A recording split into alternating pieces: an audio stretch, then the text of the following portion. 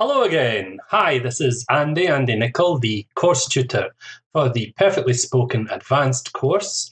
And in this lesson, lesson 38 in the course, we'll be looking at conditionals again. We looked at conditionals in lesson 36 and particular things like mixed conditionals and so on. And in this lesson, we'll be primarily looking at alternatives to if, such as supposing, provided that, and so on. And we'll also be looking at some other advanced features, such as if you happen to, and so on. So, alternatives to if then. First alternatives we'd look at as long as, provided or providing that, and on condition. These are all alternatives to if, and they are more emphatic. They add emphasis to the if clause. You can go to the party as long as or so long as you're back by 12. Okay, so the condition that you're back by 12 here is very emphatic. You must do this, otherwise you can't go to the party. The second one, I'll lend you a tenner, that's £10. If you remember from the money lesson, a tenner. Provided or providing that you give me it back next week. Okay, it's an absolute must that you give me the £10 back next week, otherwise I won't lend it to you. And the next one, they'll be able to register on condition that is optional. They fill in the appropriate forms. Okay, so as you can see, that is optional in these sentences. So as I say, all these different alternatives are more emphatic in terms of the if clause. Okay, we can also use even if to make the conditional more emphatic. Even if you ask me 100 times, the answer will still be no. You're not getting it. In other words, it doesn't matter how many times you ask me. Even if you ask me 100 times, the answer will still be no. Some more alternatives. Supposing or suppose or imagine, these are other words we can use with if to set up a sort of hypothetical situation so that we visualize this hypothetical situation. And we tend to use these at the start of a sentence. As you remember, conditionals, we can often reverse the order and put if, etc. in the middle with the second clause rather than the first in the sentence. But these, we tend to put these at the beginning. Okay, so we don't tend to reverse. Here are some examples. Supposing, suppose, or imagine you were alone on a desert island. What would you do? There's a very famous film, Castaway, with Tom Hanks, where it happens based loosely on the story of Robinson Crusoe, where he has to do that. His plane has crashed into the sea. He's only left with a very few items from the wreckage of the plane and whatever he can find on the island. Of course, he has no experience at hunting or fishing. He has to learn everything as he's going along. So, supposing you're alone on a desert island, what would you do? It'd be very difficult to imagine. Okay. Imagine you were living abroad. What would you miss most? In my case, it's true. I live abroad from my home country is Scotland. I live in Catalonia in Spain. And I miss things such as easy access to curries, which isn't particularly Scottish, but there are a lot of Indian restaurants in Scotland and Britain in general. And it's not so easy to find curries here. Of course, I miss my brothers and sisters, etc. But I don't miss the cold weather, certainly not. Okay. You may remember back to previous lesson on emphasis through inversion, where we take a positive sentence, we invert it and make it into a question form, and it makes it more emphatic. And we can do this with the third conditional. So we have to invert had in the subject, and we have to drop the if. So if you had told me you were coming, I'd have prepared the guest room as a standard third conditional, if plus past simple, and then would have. So you invert it, make it into a question form, although it's not a question, it's just the form of a question. Had you told me you were coming, I'd have prepared the guest room. Again, this is for emphasis, makes it more emphatic. Okay, so here are some example sentences where you just simply need to put the missing word. It's one of the alternatives to if. Okay, so it's a situation. Your brother doesn't arrive in time with the tickets. What will we do? So obviously you could use if here. If your brother doesn't arrive in time with the tickets, what will we do? So trying to visualize what we would do under those circumstances. Supposing, suppose, or imagine would also be possible as well. Next one. Something we left the house on time, we wouldn't have missed the performance. This is third conditional, and we are inverting the beginning to make it more emphatic and dropping the if. So if we had left the house on time becomes had we left the house on time, we wouldn't have missed the performance. Number 3, you can come with us to the party as something as you don't make a fool of yourself like last time. Okay? So it is absolutely necessary that you do not make a fool of yourself again. We're going to be very angry if you do. So as something as, a replacement for if, as long as you don't make a fool of yourself. Number 4, there was some uncertainty or debate as to something or not you would finish the project on time. And the answer is whether or not you would finish the project on time. The gallery agreed to lend the exhibit to the museum, something that all transport costs would be met. So in other words, the museum would have to pay for all the transportations, otherwise the gallery will not lend the exhibit. And so the answer is providing that, or provided that, all the transport costs would be met. Okay, here's another group of sentences. So you've got fire engine there. The emergency services not been on the scene so quickly, the number of casualties would have been much greater. So we're talking about past, talking about something that happened in the past, something which can be changed. So the emergency services fortunately were on the scene so quickly. So it's had the emergency services not been on the scene so quickly, the number of casualties would have been much greater. This is the same as saying if the emergency services hadn't been on the scene so quickly, the number of casualties would have been greater. We've inverted just to make it more emphatic.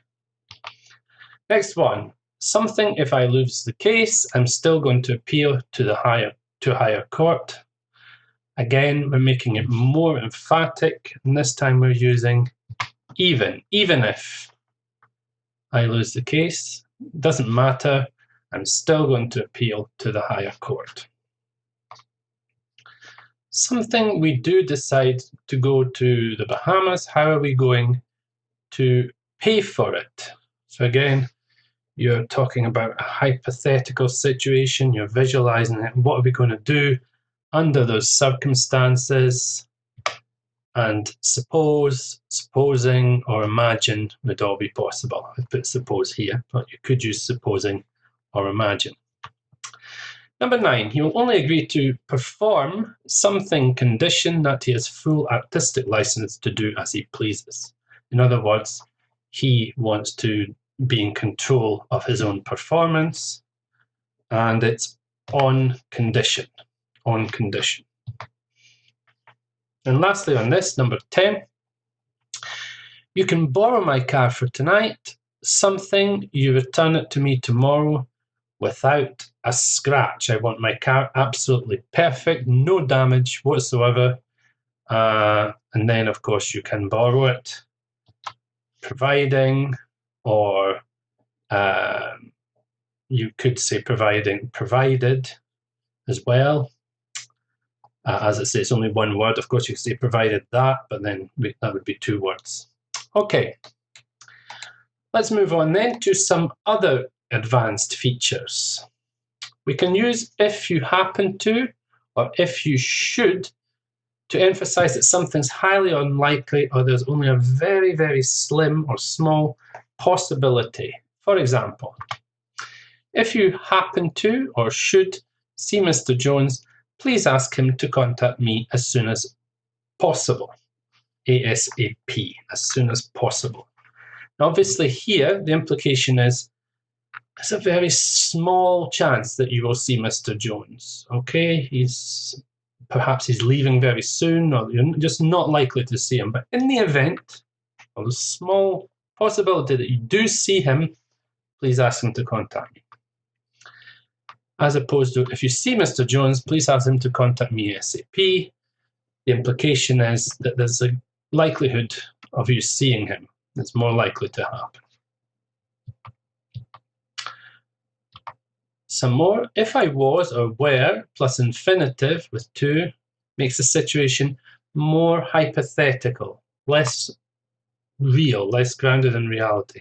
If you were to travel around the Amazon region, you would find a bewildering array. A bewildering array means bewildering means it's something's almost overwhelming, just a fantastically wide range of flora and fauna. Flora, obviously, plants, fauna, animals, and indeed the Amazon is the region of the world which has the widest array of plants and animals in the world by square kilometre or whatever.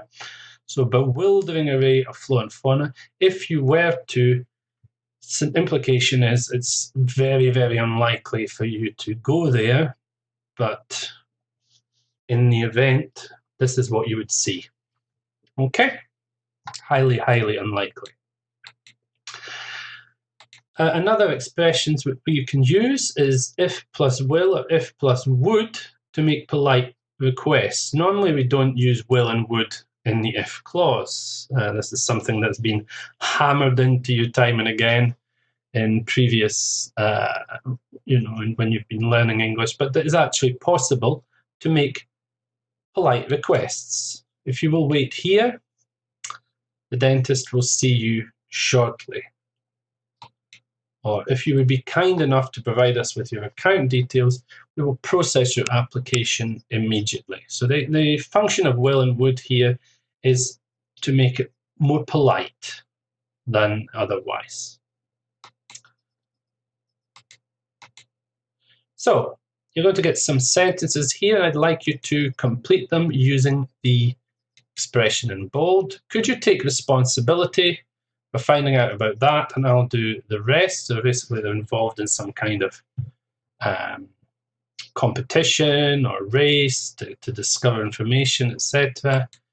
I want you to use the expression if you will or if you'll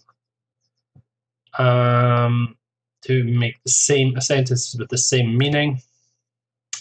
And the answer is if you'll take responsibility for finding out about that, comma, I'll do the rest. Here's the second one. Oops, very typical, happens to me quite a lot, losing your car keys. I'm a bit scatterbrained, so I often forget where I've put my keys. Could you let me know if, by any chance, by any chance just makes it less likely. You find my car keys. So if you happen, again, remember we use if you happen, the implication is it's not likely, but if you do, then please do something else. So if you happen to find my missing car keys, will you let me know? Okay, or could you let me know as well? Okay. Here's another one.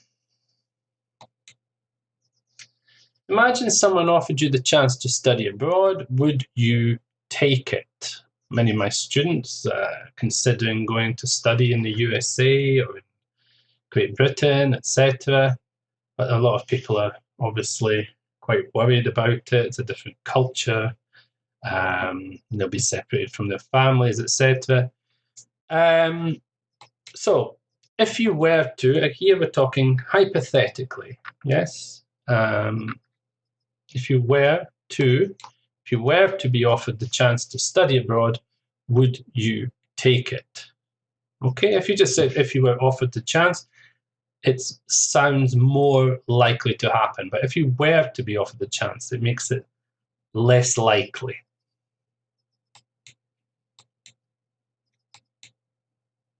Okay, and a picture of the London Eye and Big Ben in the background. Obviously an old picture. Big Ben's now covered in scaffolding. You can't actually see it at the moment. They're doing lots of repairs on it. If by any chance you see my old mate Dave when you're in London, can you tell him to get in touch? So you're going to London and someone says, please, you see my mate Dave, could you please tell him to get in touch? The implication, by any chance, is that's less likely to happen, but if you do. So if you should here, like, which is similar to if you happen to, if you should happen to see my old mate Dave when you're in London, can you tell him to get in touch? In fact, you can also say, if you should happen to see my old mate Dave when you're in London, can you tell him to get in touch? It's not just alternatives. You can say if you should happen to as well. And again, it makes it very, implication it's a very unlikely event, but still possible, obviously. Okay, so that's it for advanced features of conditionals, alternatives to if, etc. I hope you found it useful. In the next lesson, lesson 39, we're going to be looking at a vocabulary area, in fact. And the vocabulary area is the animal world. You know, some lovely looking I'm not sure if they're macaws or parrots. Macaws probably in the Amazon, I think, in the rainforest. I did see some similar birds when I was in Argentina at one time in the Cataratas de Iguazu. They have a huge collection of birds of paradise.